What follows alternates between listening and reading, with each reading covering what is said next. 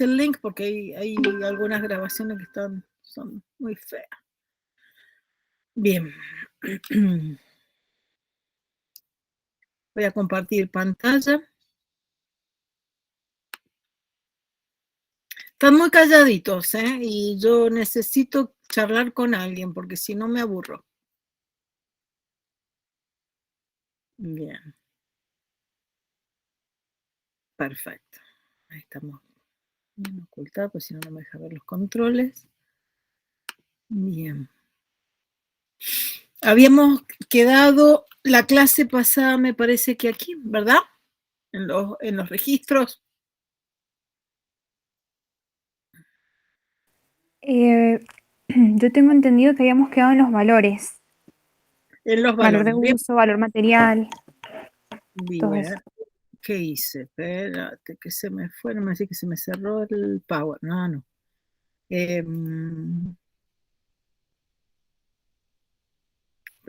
Vamos a ser más simple.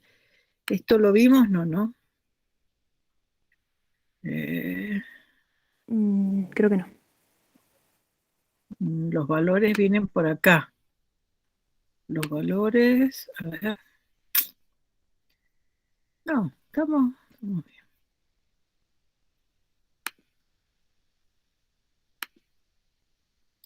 Bueno, vamos a arrancar acá. De todas maneras, si no, arrancamos acá. Así para de última hacemos un repaso y para no...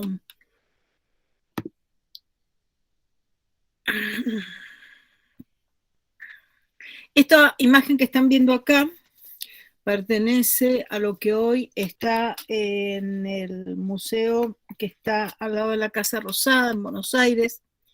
Es una obra, se llama Ejercicio Plástico.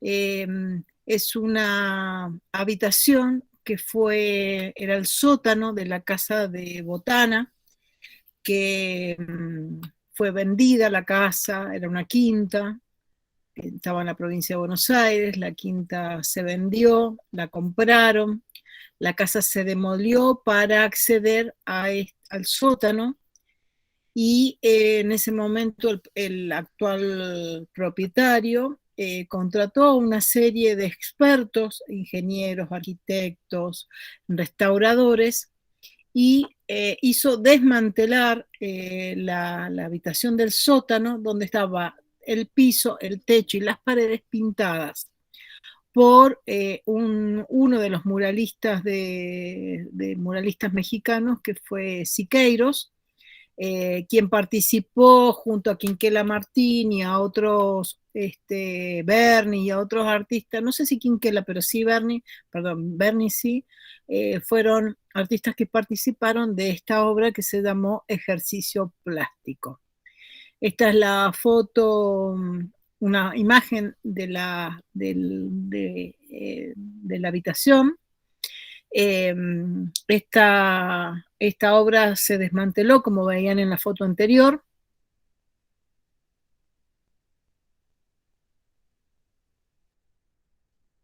Y más judicial, porque hubo una causa judicial que tardó nada más y nada menos que 15 años en llegar a tener una sentencia.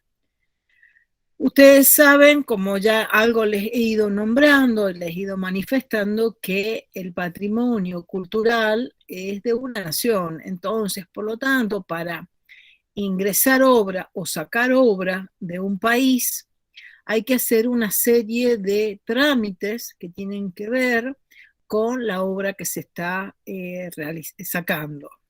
Supuestamente esta obra iba a ser sacada del país en un contenedor, se había armado todo un operativo, hay unos videos preciosos en el canal Encuentro que cuentan bien no solo la historia de los pintores, el relato y toda la trayectoria de todo lo que fue el desarrollo de la obra, sino el juicio. Este juicio se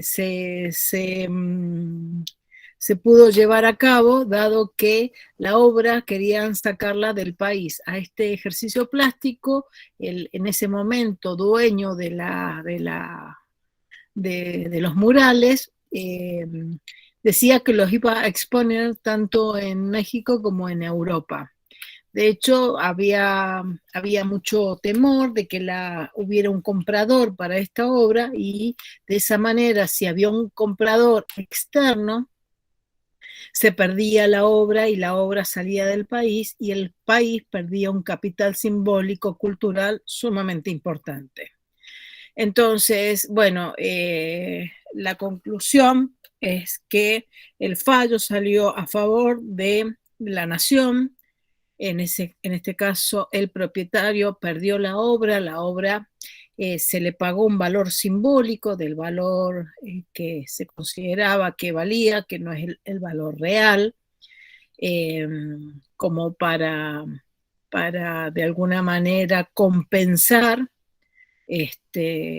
al propietario, pero la obra fue expropiada y hoy se armó toda una estructura específica para esta obra que está exhibida junto a la Casa Rosada en el creo que se llama Museo del Bicentenario, ¿verdad?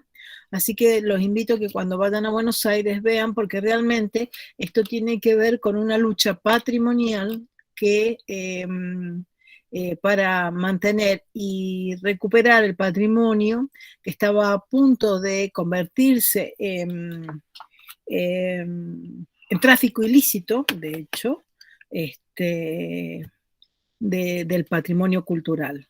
Entonces, bueno, aquí está en base, de alguna manera, la sentencia, ¿no?, de la ley. ¿Alguien levantó la mano?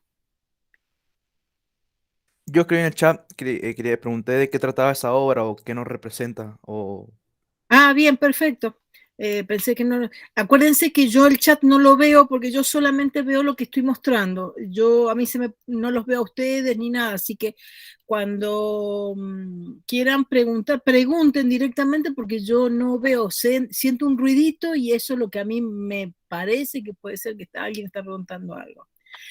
Ejercicio plástico tiene que ver justamente como su nombre lo dice, es un ejercicio de artistas.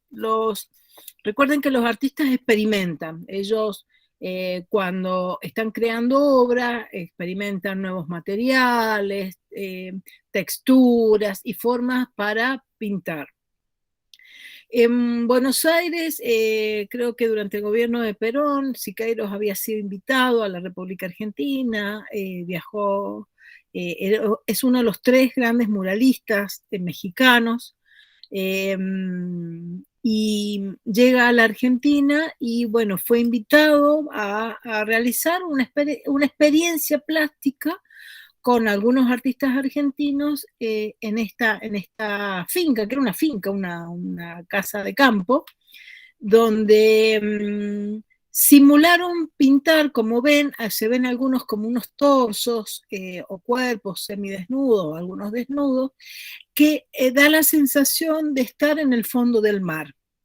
Esta imagen es muy limitada, pero si uno pudiera recorrer el piso y parte del techo y las otras paredes, la imagen es como si uno estuviera dentro como si fuera una burbuja en el fondo del mar. Entonces, lo que uno puede recorrer con la mirada hacia arriba, hacia abajo y hacia los costados, son todos elementos, algas, como peces y figuras de mujeres desnudas que están sumergidas en el mar.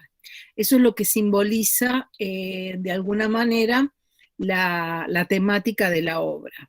Pero en definitiva, la importancia no solamente de las figuras, el diseño, porque creo que también participó Castañino en esta obra, o sea, grandes artistas argentinos, tiene que ver con la experimentación de la mezcla de la pintura mezclada con cemento, porque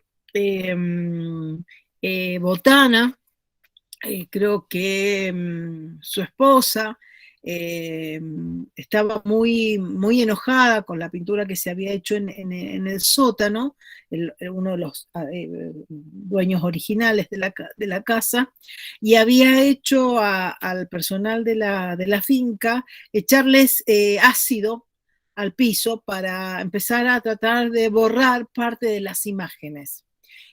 Porque le parecían demasiado promiscuas todas las imágenes de los desnudos. Y como justamente a ver, un segundo, chicos.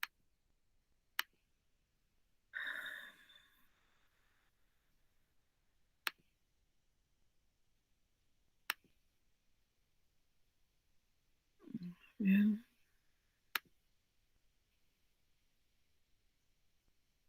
¿Profe?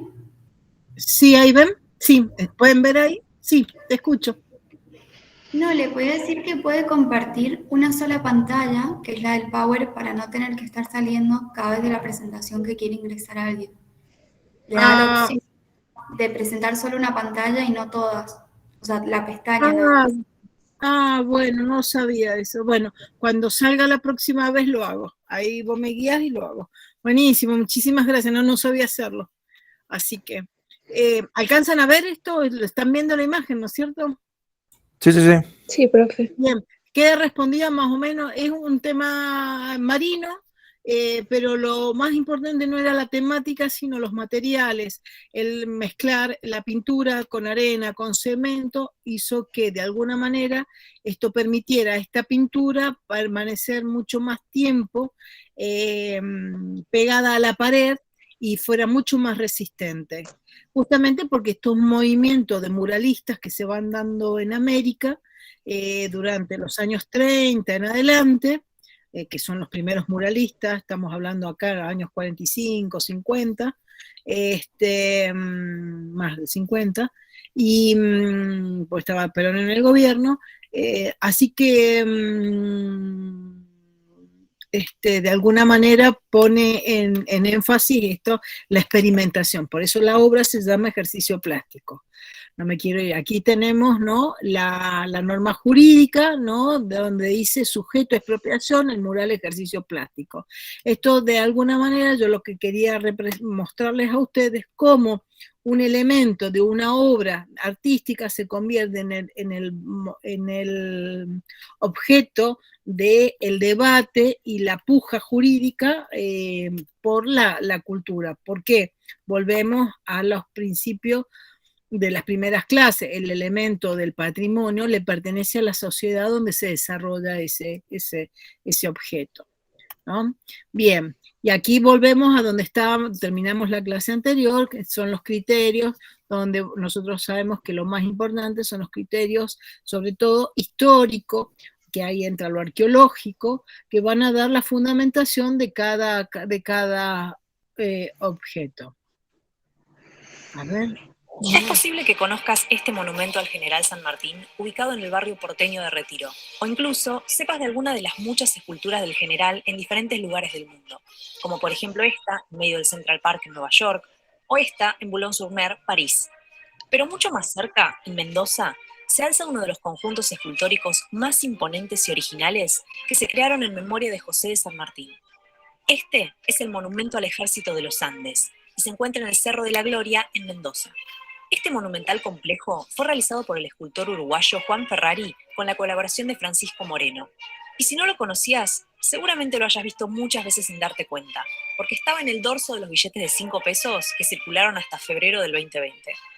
El monumento al Ejército de los Andes destaca primero por su imponente base de rocas que sugieren los picos escarpados de la cordillera.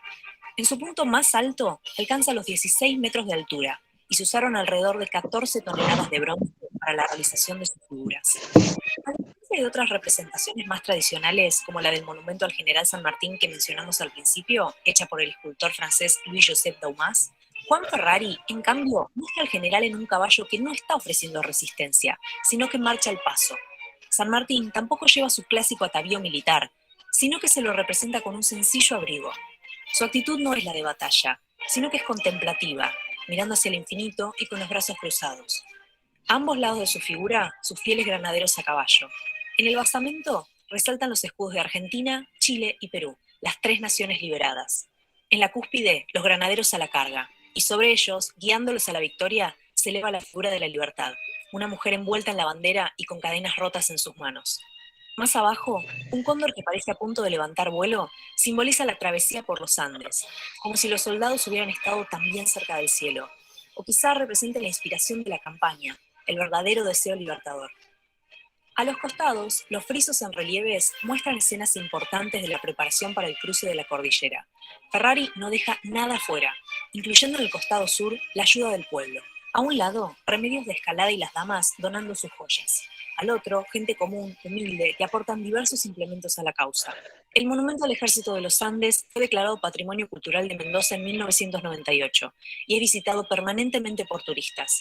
Su valor histórico, artístico y arquitectónico es enorme. La obra de Ferrari es especial no solo por su monumental tamaño, sino que es uno de los homenajes artísticos más determinados a generar emoción en el espectador. Con sus relieves llenos de dinamismo, su fidelidad a los hechos históricos y su espíritu simbólico, todo esto se une en la obra para darnos una idea de la odisea que fue el cruce de los Andes. Es una obra poderosa para conocer y contemplar este 17 de agosto, en este aniversario de la muerte del general José de San Martín. Bien, aquí estaba, sí, ¿alguien iba a decir algo?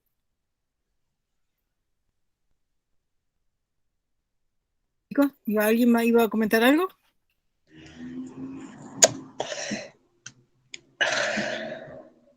No, bueno. Este videito que les puse sobre el monumento, más allá de que fue un video publicitario que se realizó para las conmemoraciones ahora del 17 de agosto, a mí me interesó porque hay un breve relato de la faceta escultórica y sobre todo significativa. Si bien hay algunas pequeñas cuestiones que le faltan a esto, pero para el uso de las redes sociales está bueno porque está bastante completo. No ha tenido en cuenta el cerro, que Ferrari viajó a la provincia de Mendoza antes de comenzar con la construcción del monumento a elegir el cerro. En ese momento el cerro que él eligió se llamaba Cerro Pilar, que es donde está hoy el Cerro de la Gloria, y nosotros su denominación cambió de Cerro Pilar a Cerro de la Gloria, como lo conocemos hoy. Esa denominación surgió a partir del emplazamiento. El cerro tiene que ver con el monumento. De hecho, hay uno de los historiadores del arte, no sé, ¿alguien tiene el micrófono abierto? Sí, disculpe, profesora. La compañera Adriana Ortiz, si puede cerrar el micrófono porque justo se escucha el sonido ese. Gracias. Perfecto, gracias. Con respecto a Bayón, un historiador del arte español, tiene un trabajo muy lindo que ya falleció Bayón sobre el Cerro de la Gloria, y considera que es la obra más emblemática de todo el continente americano, porque la base de la obra es el cerro, ¿sí? Como el Corcovado de Brasil, el cerro donde está, que es el Pan de Azúcar, donde está ubicado el monumento. Bueno, en este caso el cerro, en su momento, el Pilar, hoy conocido como el Cerro de la Gloria, es la base del monumento. Entonces, el complejo escultórico también involucra al cerro, ¿sí? No solamente la estructura. Y algo importante que quería contarles, que tiene que ver con la historicidad de la construcción identitaria, ¿no? Estos elementos que construyen la identidad social de un pueblo, tiene que ver con el material que se utilizó para el vaciado de bronce. Tanto para el monumento del general San Martín en la plaza, que lleva su nombre, como para el monumento que es una copia de las tantas que habló al principio de este video, y que el encargo no fue realizado por Buenos Aires, el primero, sino la obra original, la primera que se encarga, fue realizada por el gobierno de Chile para conmemorar el aniversario de la gesta sanmartiniana, durante el siglo XIX, y cuando Buenos Aires se entera de que Chile había hecho un encargo para rendir homenaje al general San Martín, y en la Argentina no se había hecho ningún monumento hasta el momento, le pide autorización al gobierno chileno si le pueden encargar al mismo artista una copia. Y ahí el artista vendió un montón de copias a distintos lugares del mundo, donde, bueno, hay 2 en Estados Unidos, hay una en Italia y demás. Son 17, creo, las copias que se realizaron. Así que la nuestra, la que está tanto en la Plaza San Martín como la que está en Plaza San Martín de Buenos Aires, son copias de la original que está en Chile. Que tiene algunas cosas diferentes, porque mientras el bronce, la cera está fresca, se pueden hacer algunos cambios. ¿Es el mismo artista uruguayo, el que hizo todo eso? El artista sí es el mismo, no, francés, Listo. un artista francés. Los chilenos se le encargan a un artista francés. El artista uruguayo es el que hace el monumento del Cerro de la Gloria. Listo, perfecto. Gracias, profe. De nada. Y a lo que voy, que tanto las dos, el Cerro de la Gloria como el vaciado de la Plaza Plaza San Martín, no, pero sí, no sé si ustedes han visto que está el monumento, y alrededor del monumento hay como unas cadenas que están apoyadas como en unos pilares en la plaza. ¿Lo han visto eso en la Plaza San Martín? ¿Cuando han pasado? Sí. Bueno, las Sí, profe. cadenas, esos pilares, ¿saben lo que son? Son los cañones. La punta del cañón que está cortada y están paraditos. Esos son los cañones que llevó San Martín a la batalla. Y el bronce, el resto del bronce, que es el monumento del general del Cerro de la Gloria, se fundió en las fundiciones militares con toda la parte de artillería del ejército de los Andes. Fíjense que todo ese material, los cañones, todo el bronce, todo el material que se utilizó para la campaña libertadora, estaría en un arsenal guardado, y el gobierno utilizó ese material para la fundición, y hoy está ese bronce puesto en el monumento. Así que no solamente narra un elemento histórico, sino que el material con que fue realizado pertenece también a la materialidad física que utilizó la gesta sanmartiniana. Entonces son datos no menores. Bien, aquí en la pantalla no sé si alcanzan a ver, de paso, mientras yo he ido hablando, habrán tenido tiempo de mirarlo, dice evaluaciones para edificios patrimoniales. Son pequeñas guías. Ustedes en la página tienen un montón de guías, tienen guías para arquitectura, para bienes materiales, tienen un montón de guías para realizar las actividades o para realizar los relevamientos. ¿Qué es una guía? Es poder determinar cuál es el estado en el cual se encuentra un bien, ya sea el inmaterial, dependiendo que sea lo inmaterial. En el caso del idioma y demás, hay otras formas de armar estas planillas. Pero con respecto a la perdón, pero con respecto a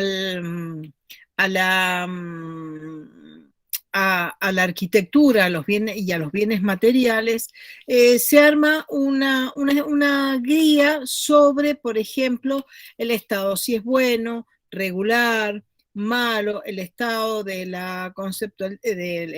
estado de conservación de los objetos, y en este caso, por ejemplo, fíjense, habla dimensión arquitectónica, ingenieril, histórica, sociocultural. ¿Cuáles son las variables en la arquitectónica? El entorno, el uso, la materialidad, el estilo.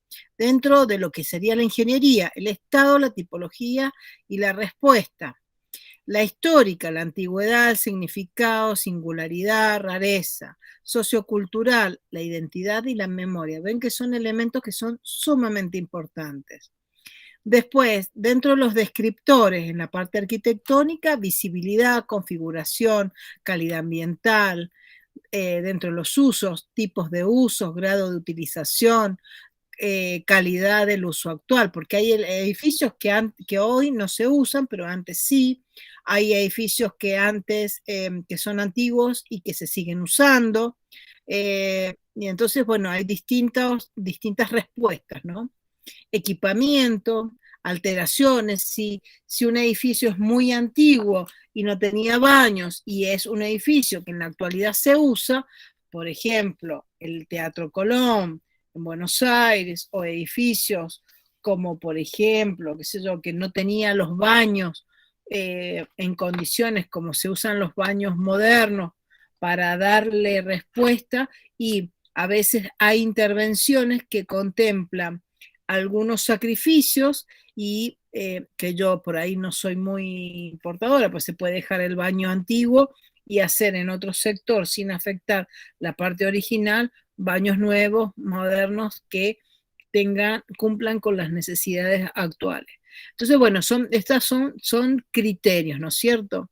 Después tenemos los estilos, composición, proporción, decoración, ornamentación.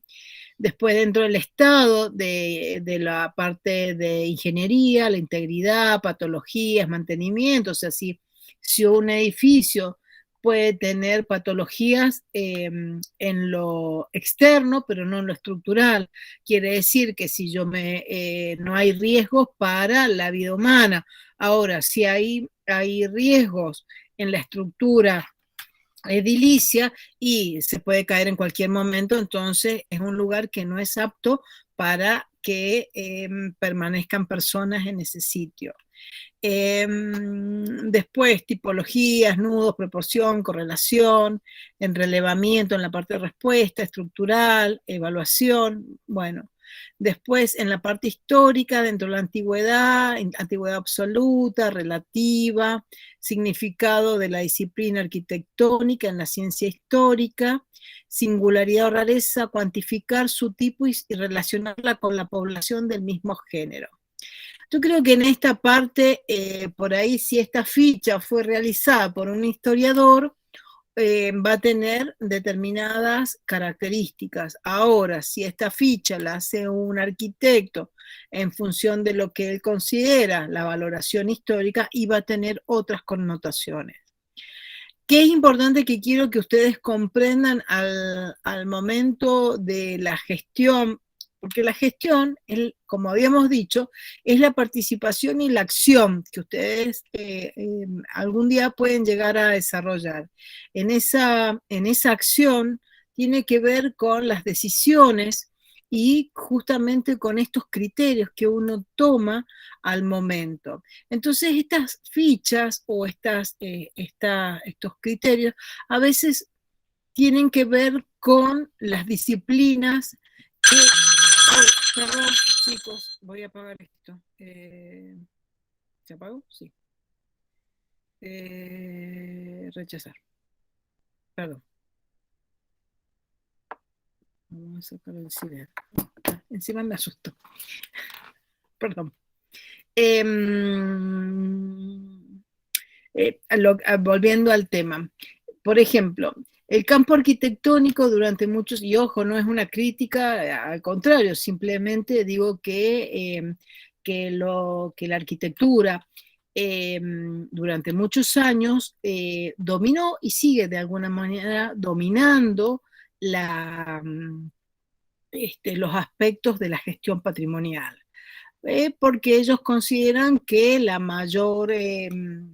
ellos fueron los que fueron estableciendo de alguna manera las pautas sobre edificios y elementos que eran mucho más visibles dentro del ámbito patrimonial. Así que bueno, entonces fueron estableciendo pautas. Obviamente la gestión patrimonial tiene que ver con una vinculación interdisciplinaria o transdisciplinaria, como lo quieran denominar. Entonces, donde tienen que participar diferentes tipos de actores, como son los historiadores, artistas, o sea, historiadores del arte, no artistas, sí, historiadores del arte, restauradores, y cada uno ir a su vez poniendo diríamos, en discusión elementos que son propios de su campo disciplinar. Entonces, cuando hablamos de, por ejemplo, estos criterios que figuran acá como condiciones netamente históricas, yo creo que si lo tomamos desde un aspecto netamente histórico, y las consignas pueden variar y pueden llegar a tener un giro diferente. Bien. Y como verán, al final tenemos ya una construcción sociocultural que tiene que ver con la inmaterialidad, con la identidad y con la memoria. Esto es lo que diría Pierre Nora, ¿no? Con el tema de reconstruir la memoria histórica a través de distintos tipos de elementos y que permiten una construcción y un elemento de identificación, ¿no? Entonces, aquí estábamos con los criterios, estos los alcanzamos a ver la clase pasada, ¿no es cierto? Uno que me Creo conteste que no, nada más. profe. ¿Esto no los vimos? Bien. Creo que no. profe, no veamos. Bien, aquí nos vamos a detener un poquito, vamos a ir viendo uno por uno, son los criterios por los cuales tanto se me estaba acabando la batería, la UNESCO a nivel internacional, como los diferentes países utilizan, o sea, son los criterios que establece para determinar que un bien es un bien patrimonial. Representar una obra maestra del genio creativo humano, esto no quiere decir una obra maestra, no necesariamente tiene que ser artística, puede ser histórica, o sea, es una obra que tiene que ver con la representación y la valoración que una sociedad le da a esa obra, ¿no es cierto? 2, dar testimonio de un importante intercambio de valores humanos a lo largo de un periodo de tiempo o dentro de un área cultural del mundo, en el desarrollo de la arquitectura, tecnología, artes monumentales, urbanismo o diseño paisajístico. 3, aportar un testimonio único o al menos excepcional de una tradición cultural o de una civilización existente y o desaparecida. 4, ofrecer un ejemplo eminente de un tipo de edificio, conjunto arquitectónico, tecnológico o paisaje que ilustre una etapa significativa en la historia humana. Por ejemplo, los que vienen más que nada, por ejemplo, de arqueología, ustedes manejarán mucho mejor y tendrán más conocimientos sobre lo que yo puedo llegar a entender, estos cambios culturales a lo largo de la historia del hombre en estos desarrollos que tienen que ver con momentos de revolución tecnológica que justamente son saltos culturales para una sociedad, ¿no? Entonces, bueno, dependiendo qué objeto se encuentre, es la importancia que acredita determinado elemento histórico. 5, ser un ejemplo eminente de una tradición de asentamiento humano, utilización del mar o de la tierra, que sea representativa de una cultura o de cultura. Aquí también entramos con todo esto, también cruza lo inmaterial no es aparte, sino siempre se cruza por entre medio de esto. O de la interacción humana con el medio ambiente, especialmente cuando éste se vuelve vulnerable frente al impacto o a los cambios irreversibles. Estar directa o tangencialmente asociado con eventos o tradiciones vivas, con ideas o con creencias, con trabajos artísticos y literarios de destacada significación universal. Bien, entonces, ¿esto qué es? Un video. A ver, vamos a ver el video si es el mismo.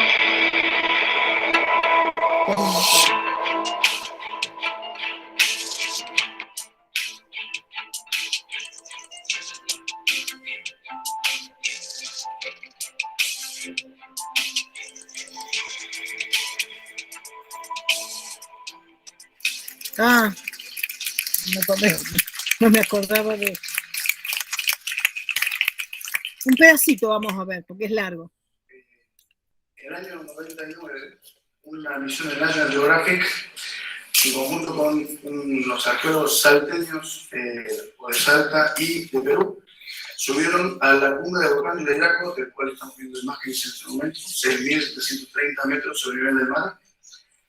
Estuvieron trabajando 3 meses hasta que pudieron localizar a esta cumbre, en la cumbre, o casi cerca de la cumbre, unos 10 metros del tope de la montaña, un sitio arqueológico increíble que es hoy considerado el documento arqueológico más importante del siglo XX, donde quedaron estos niños que caminaron 3.000 kilómetros desde Cusco hasta la cumbre del volcán, y fue un sacrificio inca. El mismo que podemos ver, en este momento están haciendo el trabajo el señor Johan Reinhardt, doctor Johan Reinhardt, que, bueno, fue un trabajo larguísimo realmente, porque no sabían que se iban a encontrar, pensaban, ellos venían de encontrar a la niña Juana en la zona de Arica en el año 95, y bueno, fue un largo trabajo, fue que se encontraron con este legado increíble que dejaron los incas después de 520 años más o menos, entre 500 y 150 años, que fueron encontrando estos mini objetos que son producto de un trabajo que fue, posteriormente vamos a ver, el tamaño tan pequeño que trabajaron familias para entregarlos y que trasciendan al más allá, ¿no? Esas piecitas son un lujo para poderlas ver. En este momento están descubriendo al niño que estaba enterrado más o menos a unos 2 metros de profundidad. Ese es un pectoral, y ahí en este momento están descubriéndolo con mucho cuidado para que no... Bueno, en realidad también hay que comentar que esto no tenían ni idea de lo que estaban por buscar, porque esto es realmente un hallazgo que ni se imaginaba, ¿no? El estado de conservación que tienen, o que tenían en ese momento, y cómo la montaña los protegió.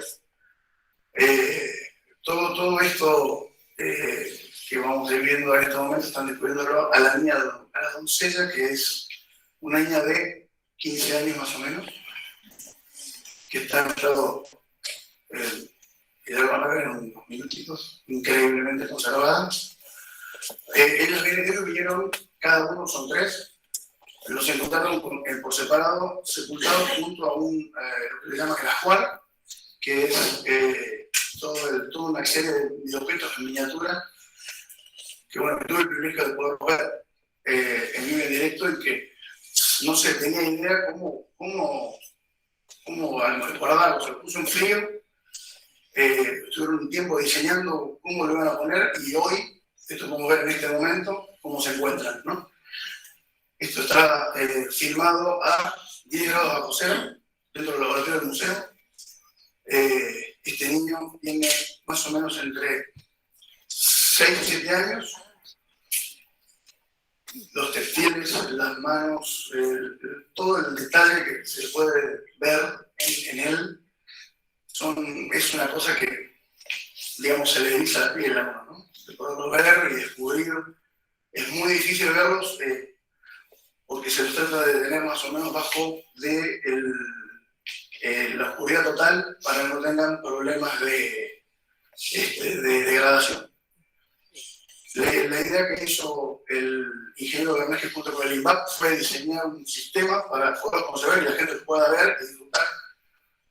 Se los pone en el volcán, estaba más o menos en un promedio de 10 a 13 grados bajo cero durante los 500 años que estuvieron. Y para tratar de que la actividad microbiana no les afecte, se los puso a 20 grados bajo cero, una atmósfera controlada, con un 98-99% de nitrógeno y 2% de oxígeno. Esta es la doncella, que tiene 15 años, que les mostraba hace un rato cómo se descarga. Ahí estamos haciendo un trabajo que se llama de comparación de luz, para ver si hay degradación, producto de la oxidación de la piel, puede llegar a ver. Pero bueno, capturar esto es muy fuerte de ver y de encontrarse frente a ellos así sin vídeos ni nada. porque ellos están permanentemente dentro de una cápsula que es de acrílico, a una presión estándar, pero como comentaba hace un ratito, el contenido de nitrógeno que tienen adentro para que trate no haya microbiana, ¿no? Y haya bacterias que lo afecten. Esta es la niña del rayo, que es, ella también tiene más o menos entre 7 y 8 años. Ella es la que está un poquito más producto del rayo en algún momento del momento de que estuvo enterrada, cayó en el cerro y le afectó una parte del cuello. Y ya se le puede ver en las manitos que tiene como un color un poquito más oscuro. Pero el estado de contaminación es impactante, ¿no?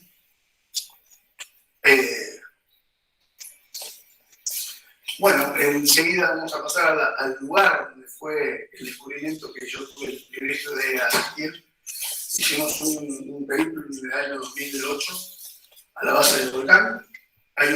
No llegué a saber porque es muy alto, de verdad, 7.000 metros es mucho. Pero digamos, este es el salar del Yaco, que está a 4.600 metros de altura, y esa foto está sacada a 5.400 metros en junio del 2008, ¿no? Lo que hice después fue tratar de capturar con la cámara, porque el otro era video, imágenes del niño dentro de los niños. Esta es la parte del niño, para que vean un poco cómo se encuentran.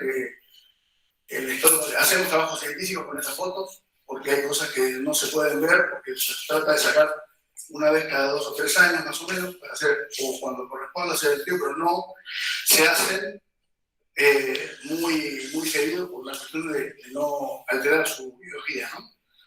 Esta es la línea del rayo, que es la que les comentaba hace rato, que es la que está un poquito más deteriorada, y posteriormente viene la doncella, que es la vedette del museo, que es la que mejor está, que es como que estuviera por despertarse, uno la ve y impacta impacta verla, sus ojitos cerrados, sus trenzas de los pelos, las manos, la piel. Es un pectoral que tiene puesto en el frente, que tiene un montón de cosas, los brazos. Realmente es un lujo poder disponer de un material así único en el mundo, ¿no? Las fotos, como les comentaba, han sido muy complejas porque yo le hice al museo comprar un equipo para y nos independizamos en el tiempo de la alteración para comparar en el tiempo si había variaciones en los colores, si había variaciones en algo, pero todo esto que está aquí lo único que se hizo fue sacar nada más que el polvo del volcán y así como están viéndolas, ¿no? Las bolsas adentro a veces tienen hojas de coca, tienen maní, tienen maíz, que era un poco lo que ellos buscaban trascender al mundo, a su Dios, digamos, ¿no? Son todos objetos que están, digamos, es de una calidad realmente que sorprende. Esa piecita tiene el tamaño del meñique, la cara es el tamaño del meñique. Están hechas en plumas de distintos animales que realmente no se puede creer que estén así. Ese es el pectoral que habíamos visto hace un rato y que está hecho de unas conchas que están en Ecuador. Esas son plumas que se encontraron en el descubrimiento. Aquí tienen unas plumitas de colibrí. Esto tiene que ver que son cosas súper mínimas. Los colores son impactantes, ¿no?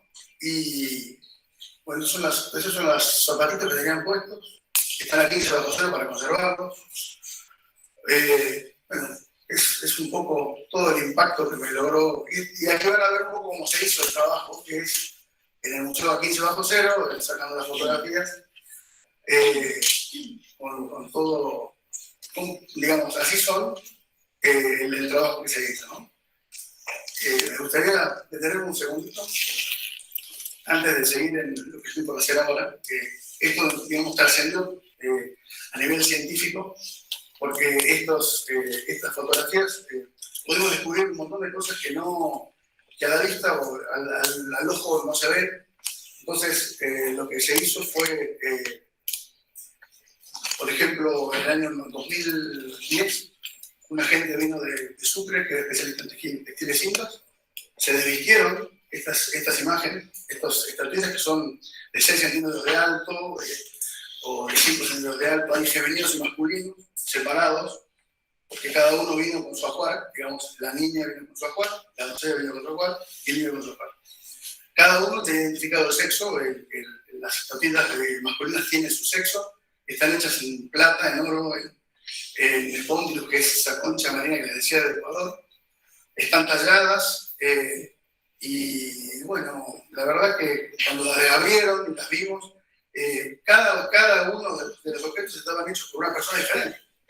Y al ver qué tiempo llevó, o sea, es un legado muy importante y muy potente que nos dejó la cultura inca, que la podemos descubrir ahora, ¿no? Como conclusión de todo esto, el trabajo que yo hice, que son más o menos desde el año 2006 hasta hoy, tengo guardado una base de datos de más o menos unas 8.700 a 10.000 fotos. Seguimos trabajando en esto. Anteayer hicimos un trabajo muy importante haciendo, desencapsulando a los niños, haciendo el estudio científico nuevamente. Todo eso se registra en video y en fotografías porque es tan corto el tiempo que tenemos para ver que llegamos a descubrir cosas que por ejemplo, dicen, bueno, levantarle un poquito, yo no lo levanto, lo levantan los expertos, y yo lo que hago es registrarlo. Las condiciones de luz son muy bajas, muy tenues, por lo cual el equipamiento que estoy usando es un equipamiento de última generación.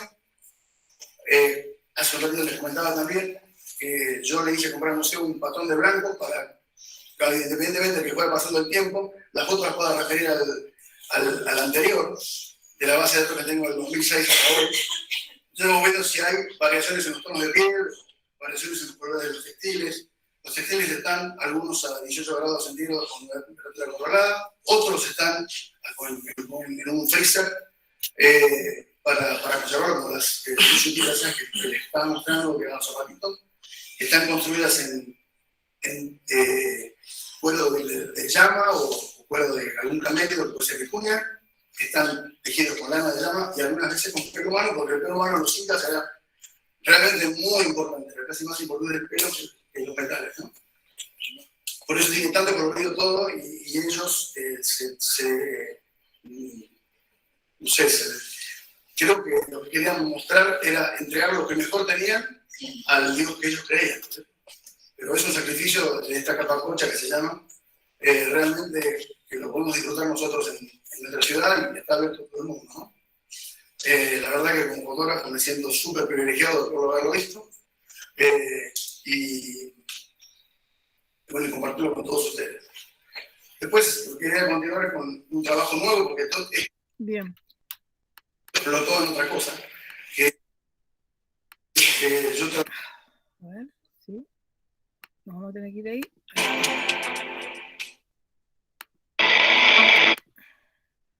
Bueno, ahí está. El video que les acabo de pasar, ¿lo pudieron ver bien? Sí. Sí, profe.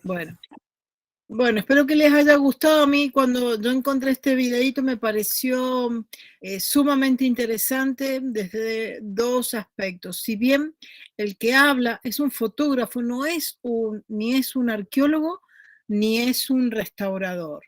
Es, diríamos, otra persona que está, porque justamente son trabajos interdisciplinarios donde se necesitan especialistas de cada área. Ustedes fíjense que él permanentemente estuvo hablando de que en todo momento se filmó en cada vez que se intervino directamente con los objetos y con las momias, se filmó y se fotografió todos los procesos, porque el tema del registro es algo fundamental y esencial en un proceso de la intervención de los bienes patrimoniales. ¿Qué pasa? que antiguamente aquellos bienes patrimoniales que provienen de etapas donde no existía la fotografía, es mucho más difícil poder entender los procesos de la evolución de un objeto. Pero a partir del desarrollo de la fotografía y sobre todo para estos procesos, se utiliza de una manera de registro visual. Fíjense que él hablaba de un pantón de blancos. El pantón es una muestra. Cuando ustedes van a una pinturería o van a comprar una alfombra, el empleado saca así como una cartilla de colores. Esas cartillas de colores que cada fábrica de pintura o de color tiene su propio registro, se llaman pantones.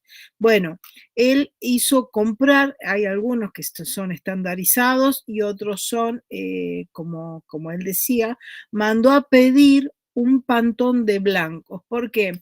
Porque dentro del espectro visible de la luz, porque, a ver, esto es una cuestión física. El color que nosotros vemos y observamos en la naturaleza es la descomposición de la luz. Por lo tanto, el negro que nosotros vemos no es un color negro, no existe el color negro. Es la ausencia de luz y es oscuridad. Por lo tanto, el blanco es luz, el negro es oscuridad y los colores es lo que diríamos, son los colores del arco iris, que es la difracción, la descomposición de la luz en distintas frecuencias de onda, que tiene que ver justamente, es la parte de la óptica, que tiene que ver con el color. Por lo tanto, el tema de la frecuencia, esto que yo les digo, de onda, de acuerdo a la cantidad de luz, va a ser lo que se va a ver el tipo de blanco. Entonces, lo que él está haciendo es hacerles comprar al museo un pantón de blanco, es decir, ver una variedad enorme de tipos solamente de blancos. O sea, es un muestrario de blanco. Es muy gracioso, ¿no? Porque si uno se lo imagina, son un montón de cuadraditos blancos de distintas intensidades. Más claros, más oscuros, pero son todos blancos. ¿Para qué? Para determinar en el momento que fue sacada la foto, decir, este blanco tiene la fecha 2019, por ejemplo. Este blanco 2025 ha variado. Quiere decir que hoy el blanco que tenía en ese momento ya no es el mismo blanco. Quiere decir que el color de la prenda, el color del objeto que estoy analizando, se está oxidando. ¿Qué quiere decir? Se está deteriorando. Entonces, o se puede estar oscureciendo o está, lo que se dice, está virando, está cambiando el color. Entonces, eso a nivel científico, en la conservación de objetos patrimoniales de altísimo valor, tiene que ver con la construcción científica. Entonces, estos elementos que este señor fue charlando y fue contando y mostrando, simplemente son para poder hoy establecer un registro, o en el momento que se hicieron, dejar un registro muy específico de las actividades científicas que se desarrollaron, para que dentro de 20 años, 25 años, que es como son por lo general cada 25 años, se hace un registro y un control permanente, pero temporalmente cada 25 años se tiene que hacer una intervención, porque se supone que si la intervención de un bien está bien hecha, tiene que durar su intervención como mínimo 25 a 50 años. No se puede estar interviniendo como nos ha pasado a veces, como por ejemplo con el Cerro de la Gloria, que se hizo una intervención patrimonial y al año y medio se estaba haciendo de nuevo. Se hace, o sea, para aquellos que conocemos del campo patrimonial, eso está diciendo que la primera intervención fue mala, estuvo mal hecha, porque supuestamente tiene que durar como mínimo 25 años. Entonces, porque no hubo buenos criterios, porque no hubo buena investigación, porque antes de tocar el objeto hay que hacer todo un proceso investigativo para luego tomar las decisiones de lo que se va a hacer, y luego se hace. Entonces, no sé si les resulta claro lo que estoy planteando. ¿Hay Sí, alguna profe. Sí, duda? es muy interesante, la verdad. A mí Sí, me llamaba mucho la pregunta. atención, Sí, eso, sí, ay, perdón, ahí, charlemos. porque, no sé, como nosotros en arqueología, por ejemplo, generalmente siempre eh, la concentración está en la conservación del material hasta que llega al museo, pero Claro. realmente es como un estudio desde una vez que entra al museo, cómo se va deteriorando, porque posiblemente se puede, desde la ignorancia tal vez de cómo conservarlo bien, cómo avanza la tecnología a través del tiempo, y estos mismos estudios sirven para que la conservación sea mucho más adecuada. Nada, eso me pareció muy Mira, bueno. has dicho algo clave. Muchas veces el deterioro de la pieza empieza cuando llegan al museo. Porque charlamos la clase anterior y decíamos, a veces es preferible que queden encerraditos, guardaditos donde estaban. Si se conservaron 500 años, por ahí se pueden conservar otros 500 más. ¿Por qué? Porque a veces por la desesperación de hacerlo eh, popular, darle difusión y del descubrimiento, nos aventuramos a hacer cosas que después, una vez que llegaron al museo, empieza el derrotero de la obra y el bien empieza a deteriorarse cada día, entonces lo dejamos en lugares donde la temperatura es alta, no hay condiciones. Fíjense, hablaba del el oxígeno, la cantidad de nitrógeno, están encapsulados, hay presión determinada. ¿Por qué? Porque estaban a 7.000 metros de altura, no es lo mismo que tenerlo en una oficina o en un sótano. Entonces, las condiciones de presión y temperaturas son diferentes. Justamente eso lo da la altitud y el frío. Entonces, bueno, hay que generarle una presión similar a la altura, a 7.000 metros de altura, y generar una baja temperatura similar a los 10, 15 grados bajo cero, que es la temperatura de la cumbre. Entonces, hay que volver a generar esas condiciones que económicamente siempre son muy caras. Entonces hay que poner, yo siempre digo, el hallazgo arqueológico es sumamente importante. Bueno, ¿qué hacemos después? Tenemos las condiciones. Bueno, por ejemplo, el profesor Pablo Caiza ha hecho todo un trabajo, él viene trabajando hace muchos años en patrimonio, entonces él ha ido trabajando en la sala y en el museo, ¿no es cierto?, de una manera, con una mirada puesta sobre el patrimonio. Entonces, justamente esto es necesario, pensar qué hacemos después que tuvimos, bueno, el momento del brillo, del triunfo, exhibimos lo que encontramos, y después cómo lo cuidamos. Porque Incluso, día a día, sí. disculpe que la interrumpa, No, al contrario, quiero conversar con ustedes. incluso el ambiente del visitante, o sea, yo tuve, no sé cómo decirlo, pero también la suerte o el privilegio de visitar el Museo de Alta Montaña y verla, la doncella. Les confieso que me emocioné un poco de verlo porque me impactó verla mucho más de cerca y mucho más en detalle que lo que yo realmente vi. Entonces, lo que quería comentar era el ambiente del visitante. Es muy, estuvimos cerca de media hora, un poquito más quizás, y me acuerdo que como que nos empezamos como a sentir con falta de oxígeno, como que el ambiente en sí no es el mismo que el ingreso, por ejemplo, al museo.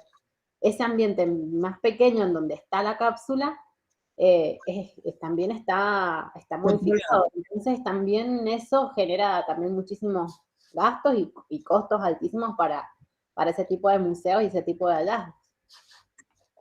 Tenemos los costos, nosotros tenemos que sacar esta cuenta. Nosotros tenemos que tener en un museo los costos, primero la protección de la pieza, ¿no es cierto? Las condiciones de conservación propias de la pieza para que no sufra un deterioro. Después, las condiciones de seguridad. Mientras más valiosa es la pieza, más seguridad tengo que tener. Yo quisiera saber, nosotros tenemos una empresa de seguridad en la facultad. Nosotros tenemos 2 museos en nuestra facultad. el de arqueología y el Museo Sacro, ¿sí? Tenemos 2 museitos. Si quisieran hacer un operativo, se llevan hasta los guardias, lisa y llanamente, porque no, cámaras de seguridad hay hoy, después de varios robos, desde hace 2 años, creo que las colocaron en el 2018, que pusieron cámaras en los pasillos y sobre todo que enfocan las puertas que salen al exterior. Pero antes del 2018, el museo, ¿cuántos años tiene el Museo Arqueológico? No tenemos, está el ajuar de la momia de la Concagua, está en el museo, hay algunas piecitas que son de oro, pero es el valor histórico, no el valor monetario. Y por ejemplo, hubieron épocas que no había seguridad, no habían cámaras de seguridad, o sea, podía venir cualquiera, decir, me llevo todo y se iba, ¿o no? Entonces, todas esas cosas tienen que ver de acuerdo a la importancia y a la valoración que se le dan a los objetos.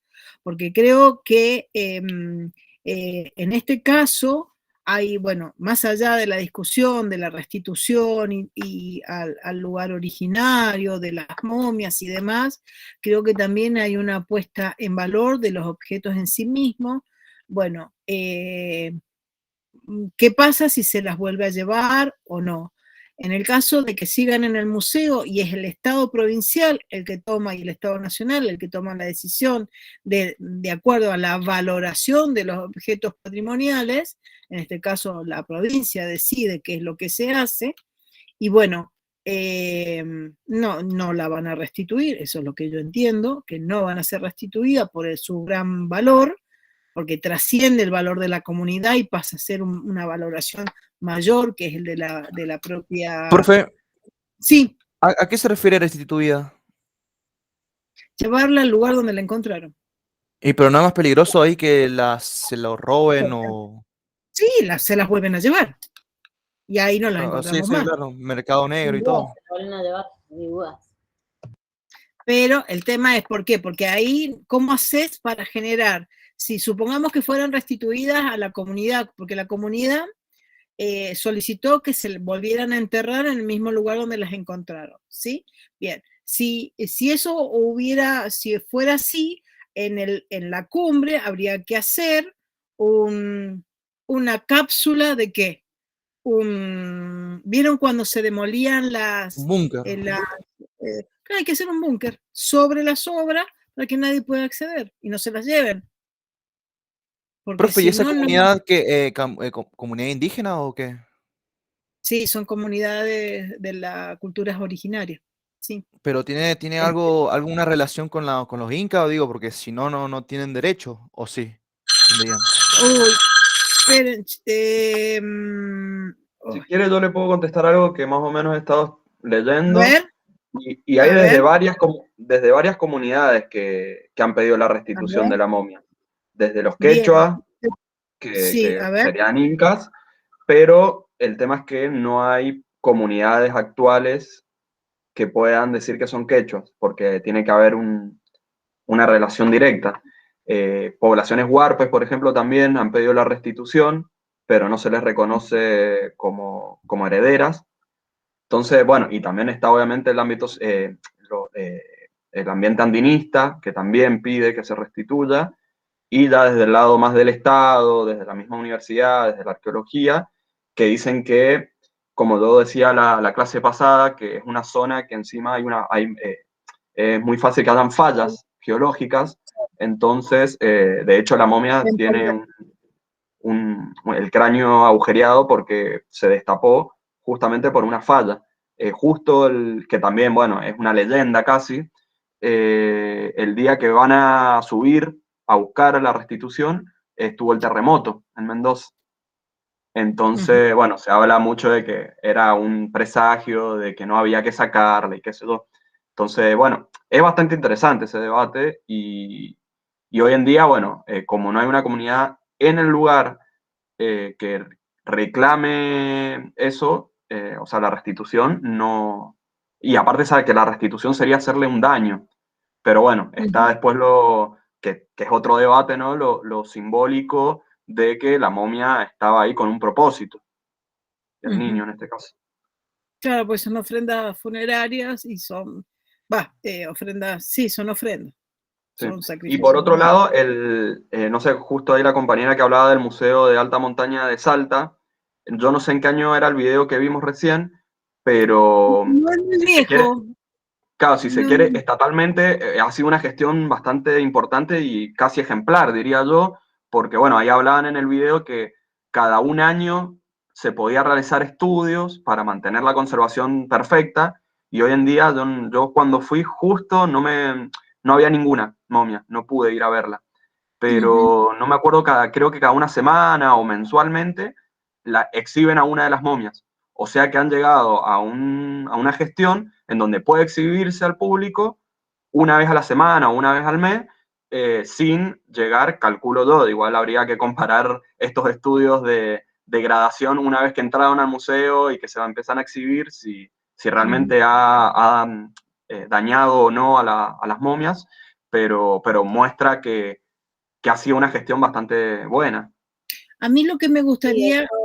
Sí, dale. Está comentando Luis justamente que me acuerdo que también eso me había llamado la atención, era la exhibición, era muy escasa, eran en determinadas fechas, estaban exhibidas esas fechas y solamente una sola de las tres, no las tres y no cualquier momento.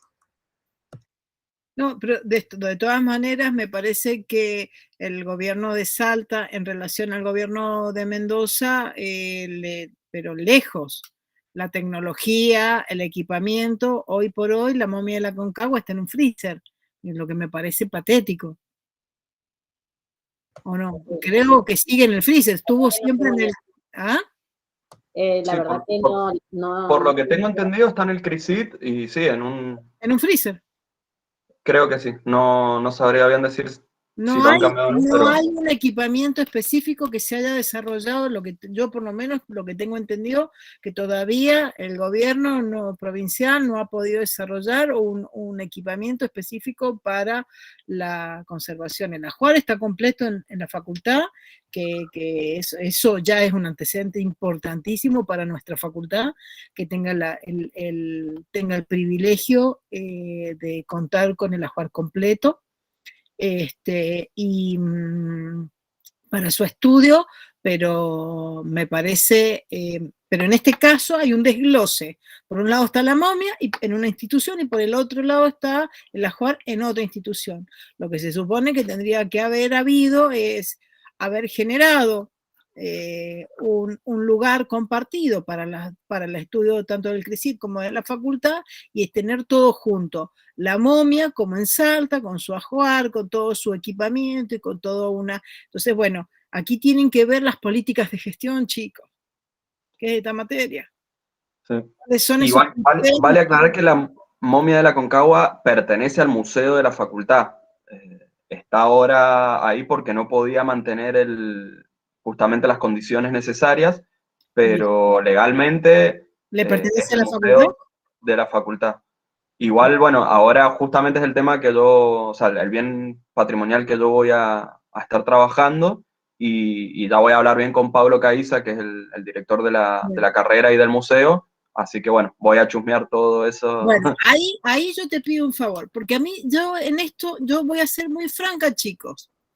Yo no quiero que me llenen hojas y hojas y hojas de un escrito que lo hacen para cumplimentar, yo les pongo el regular y vamos andando o el aprobado. No, yo quiero que por ahí sea menos bueno y realmente les quede algo a ustedes y también a nosotros en la cátedra. Que sea conciencia, ¿me entienden? Entonces en esto, por ejemplo, si vas a trabajar el tema de la momia, bueno, empecemos buscando la normativa legal. Busca, y yo te ayudo, hablamos con el director de patrimonio también, que lo tenés en la facultad, que es Horacio Chavaza.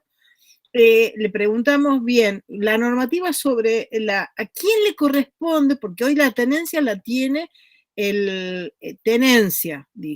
la tiene el CONICET. Bien, pero la momia le pertenece a la facultad. Bueno, entonces empecemos a pensar a futuro, antes que yo me jubile, los ayudo, ustedes como los nuevos gestores de la carrera de arqueología, en pensar, y junto con sus compañeros de historia, a pensar, a ver, mecanismos para que esa momia vuelva a la facultad. Pero para que vuelva, tiene que tener las condiciones, los mecanismos y todo un proceso de gestión, que es lo que hablaba este señor, que es fotógrafo nada más, de la momia de allá. Bueno, a ver, ¿qué se necesita? ¿Qué necesita la facultad? ¿Cuál es la inversión? ¿Qué necesitaría? ¿Cuáles serían no sé si me comprenden? Sí, sí. Entonces, justamente son esas los aspectos que hacen que a veces objetos que tienen una alta valoración, como es la momia de la Concagua, que es el cerro más alto, es la cumbre más alta del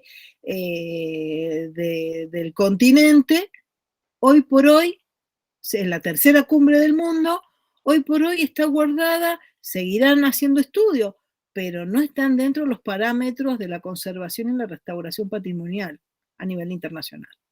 Entonces, bueno, a ver, ¿qué se necesita para poder lograr lo que lograron los salteños?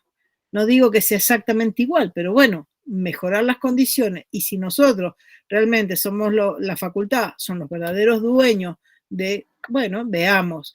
Y también veamos todos los aspectos que tienen que ver con algo mencionaron ustedes. Cada tanto se exhibe en la comunidad. ¿Por qué se exhibe? ¿Cuál es la necesidad de exhibirlas todas las semanas a las momias? Yo pregunto, ¿no? Entonces hay una ley de exhibición de restos humanos, que la tienen, creo que está subida en el Moodle. Entonces, bueno, fijémonos, ¿por qué hay una necesidad? Hay una cuestión de diríamos, marketing que permita esa exhibición, permite pagar de alguna manera los gastos que ocasiona el mantenimiento de las momias. No sé, díganme ustedes.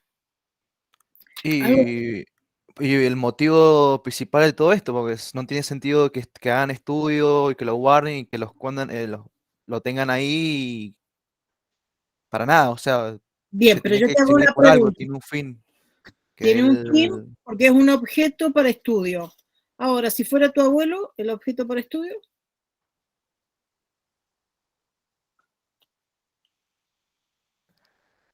No entiendo bien. Supongamos que la momia fuera un ser querido tuyo. A eso voy, me refiero, porque hoy nosotros vemos las momias como objetos. Valor, digamos, sentimental o que tiene la comunidad, en este caso se está dando el ejemplo de una persona en particular, pero... En particular, claro, yo lo llevé al plano afectivo. A un plano afectivo para demostrar la cercanía, porque hablaste de objeto. Claro, pero no es un objeto, es una persona, viva o muerta, conservada o no conservada, está en un frasco y una persona, son niños, una tiene 7 años, la otra tiene 15 y un nene de 8, son personas, no dejan de ser personas. Es lo que hablamos la otra vez con el tema del Museo de la Plata y el cacique. Exactamente, entonces, yo quiero saber acá, en la gestión del patrimonio, ¿cuál es el hilo de separación entre lo correcto y lo incorrecto? Entre la ley y la necesidad, porque la necesidad es económica. Necesito conservarlos, necesito estudiarlos, necesito. Y por el otro lado, no dejan de ser personas con un salto temporal de 500 años. Entonces, yo pienso esto, porque a mí, cuando yo las veo, a mí me afecta porque son niños, y yo como mamá me afecta porque creo que lo más terrible, yo trabajé muchos años, durante más de 10 años, el tema de la muerte, y cuando yo hablaba, cuando transitaba por el cementerio, iba buscando algunas cosas, y hablaba con los empleados más viejitos, siempre me decían, el único tema de la muerte, que lo que sigue afectando aún a nosotros que estamos ya acostumbrados son los entierros de niños. ¿Por qué? Porque, bueno, el que es abuelo, el que es papá, el que es mamá, nos moviliza de una manera muy sensible. Entonces, para mí son niños y eso a mí me movilizó muchísimo.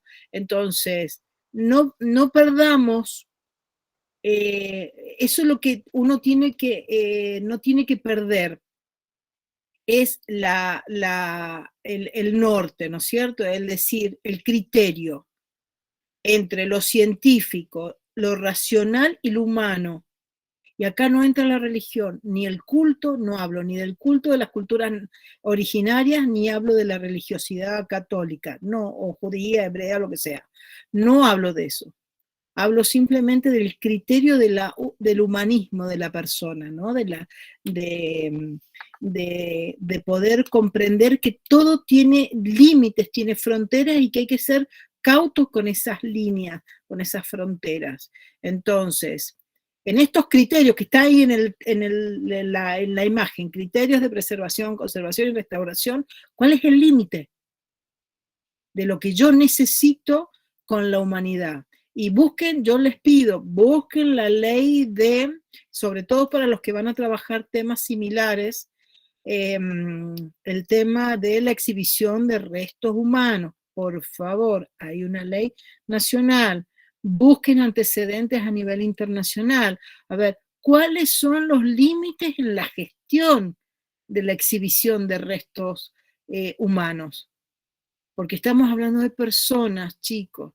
Para el investigador, yo sé que son objetos, pero no tenemos que perder el rumbo de lo humano y entender que si bien es un objeto de estudio, no deja de ser una persona. Simplemente yo lo dejo ahí.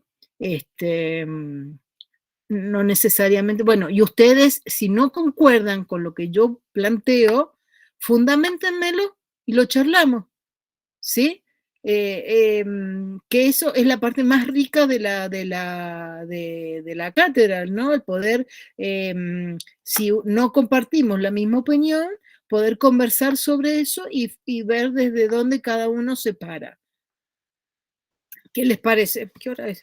Y sabiendo que tampoco tenemos razón, es una sola verdad de muchas otras miradas, porque, bueno, eso me parece importante.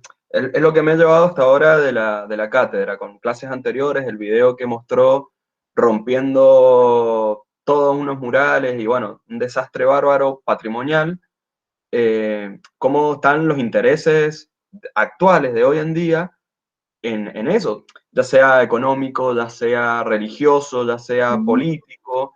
Siempre hay intereses detrás. Yo creo que en este caso, como gestores del patrimonio, está bueno saber que por más que pensemos de una manera, hay que ser muy abiertos a la hora de buscar preservar, conservar, restaurar, bueno, justo lo que estaba ahí en la planilla, pero bueno, eso, que por más que seamos gestores del patrimonio, no somos dueños del patrimonio tampoco. No, sí, perfecto. Bueno, nada, eso.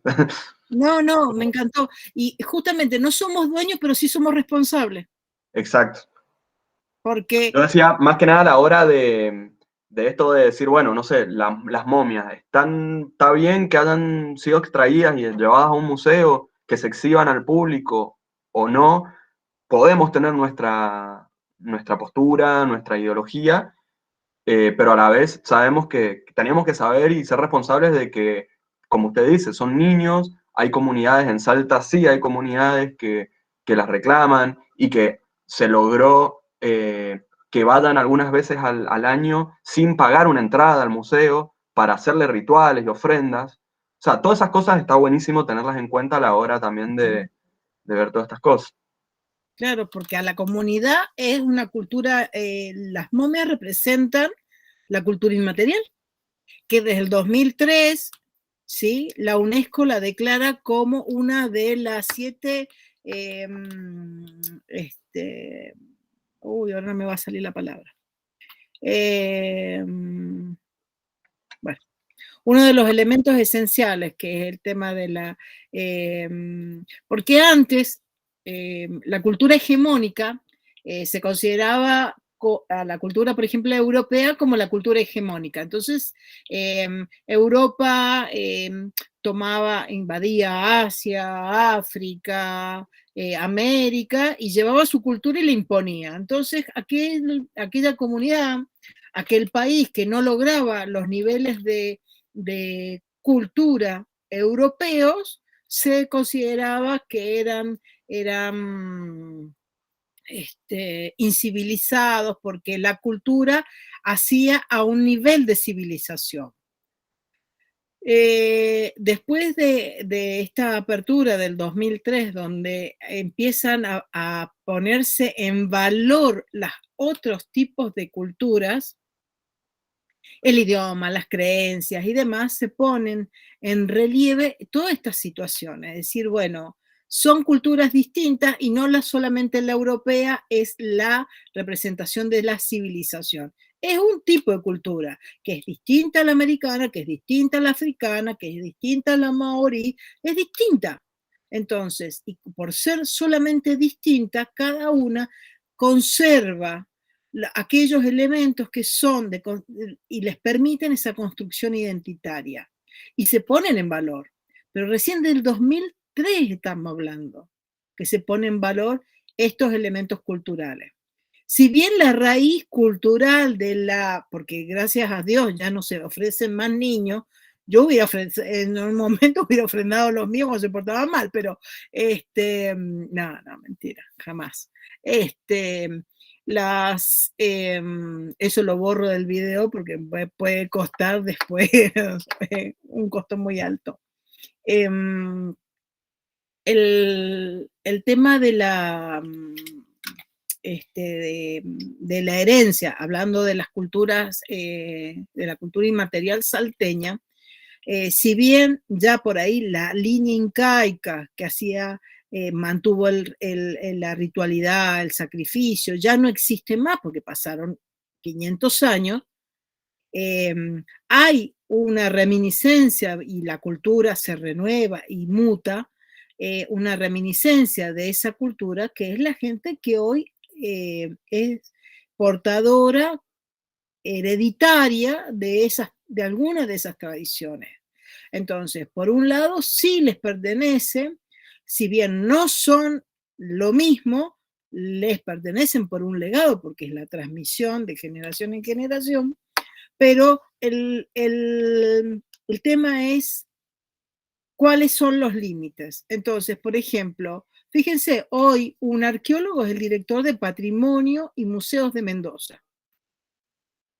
Es un arqueólogo. ¿Y qué hace? Gestión. El director del Museo de Arqueología es también un arqueólogo que hace gestión.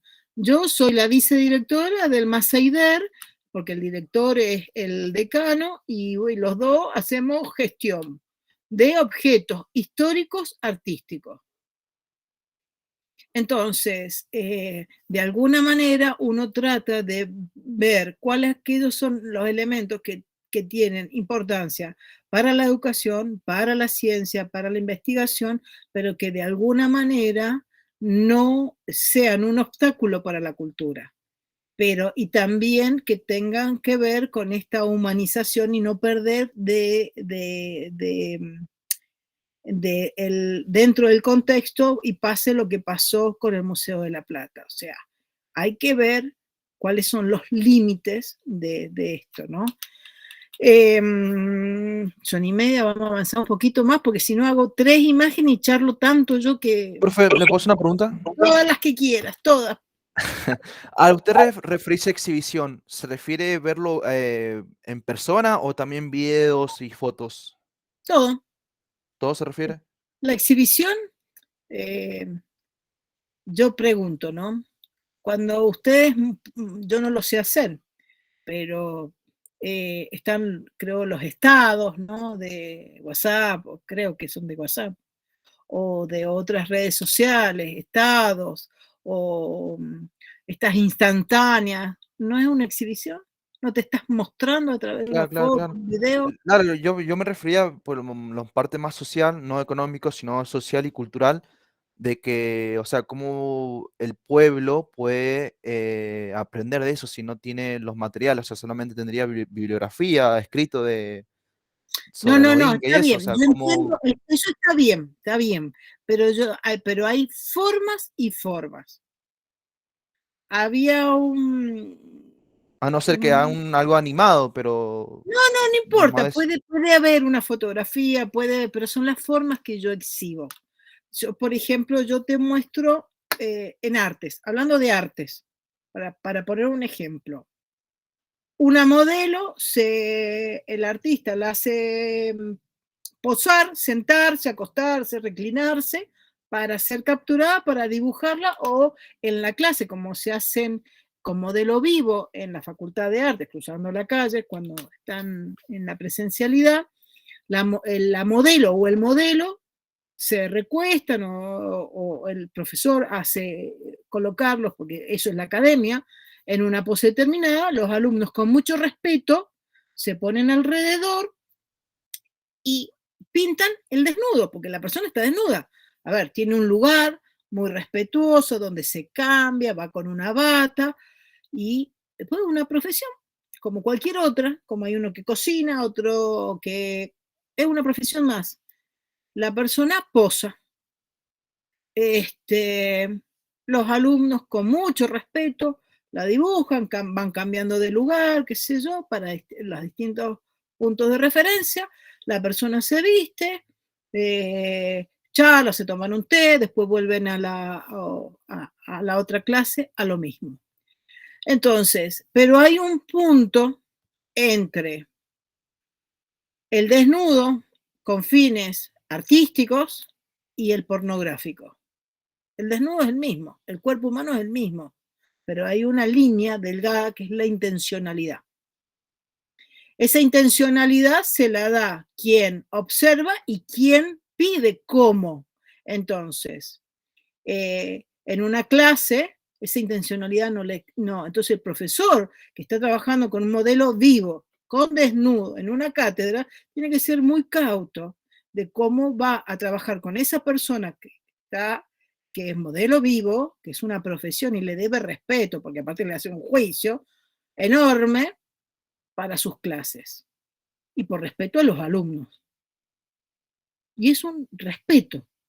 Entonces, esa misma valoración también se tiene que tener con otros aspectos. Les pongo este ejemplo porque estamos hablando de academia, de estudio, que se da enfrente, donde estudiar a una persona que está desnuda también puede tener hasta una mirada pícara, con otro tipo de intencionalidad, que en esos ámbitos no se permite, porque se desdibuja el carácter académico y didáctico de la clase.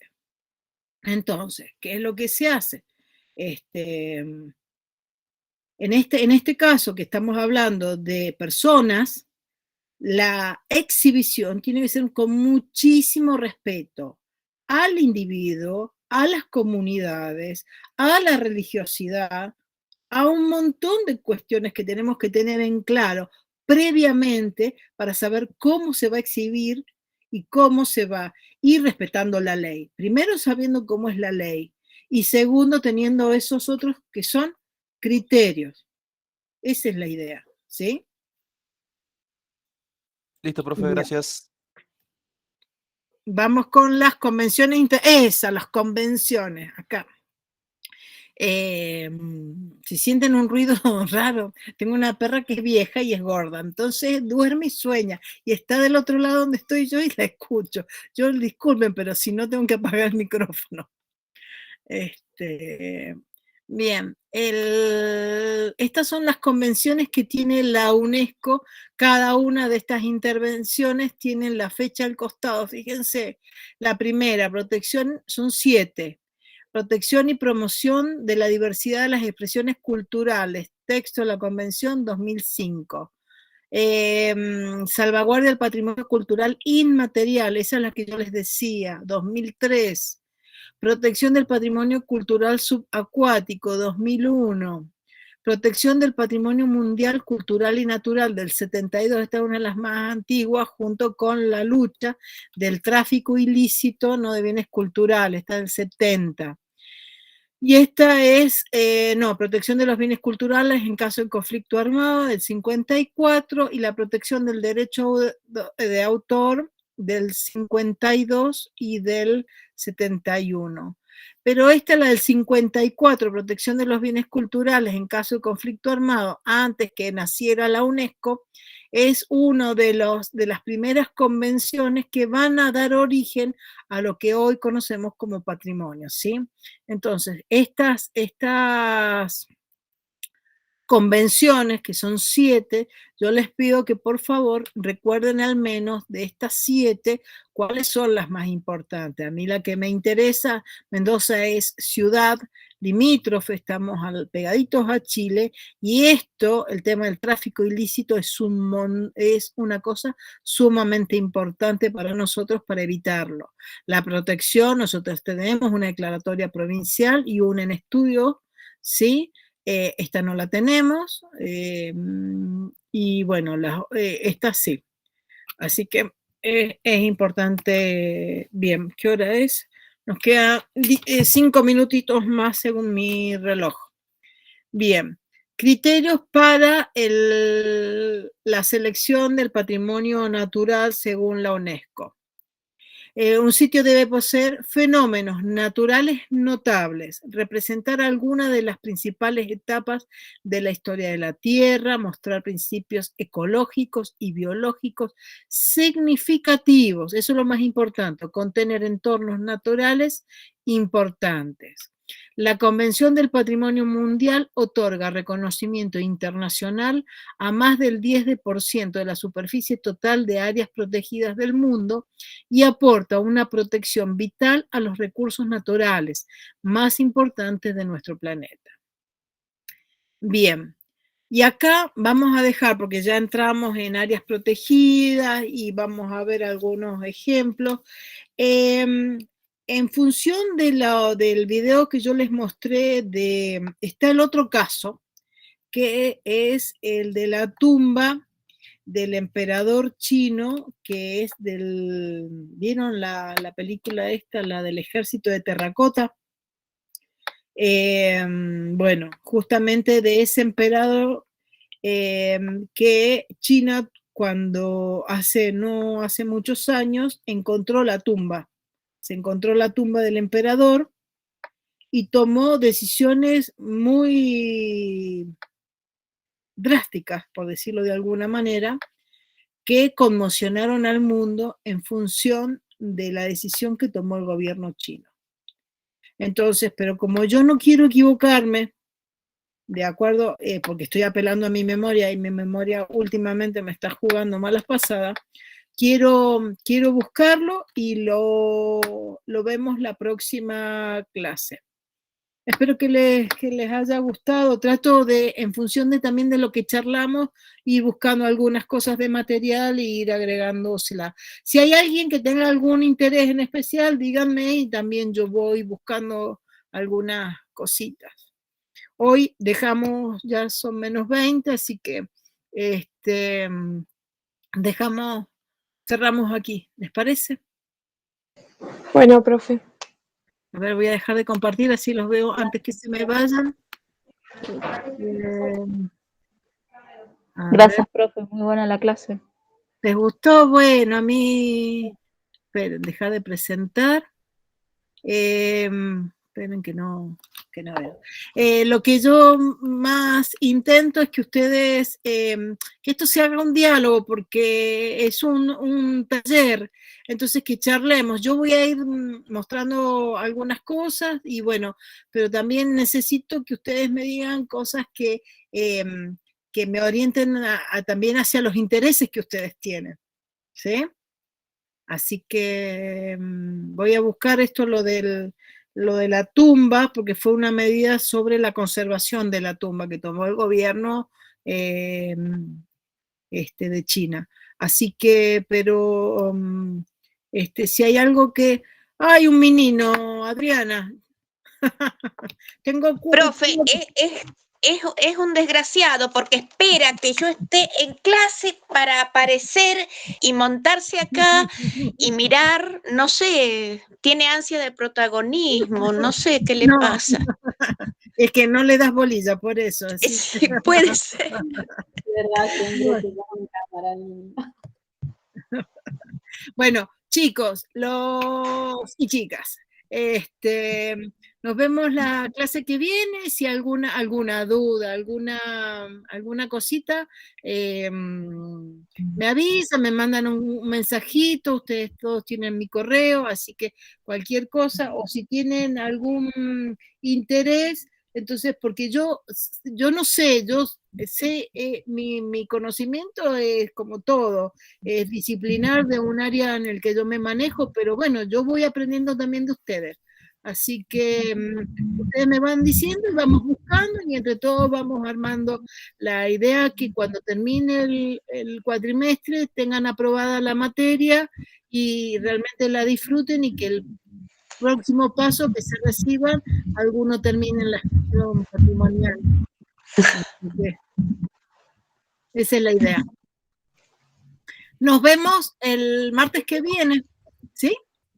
Nos vemos, profe. Gracias. Chao, profe, muchas gracias. Chao, Muchas muchas gracias, gracias. profe. Hasta luego. Chao, chao, nos vemos.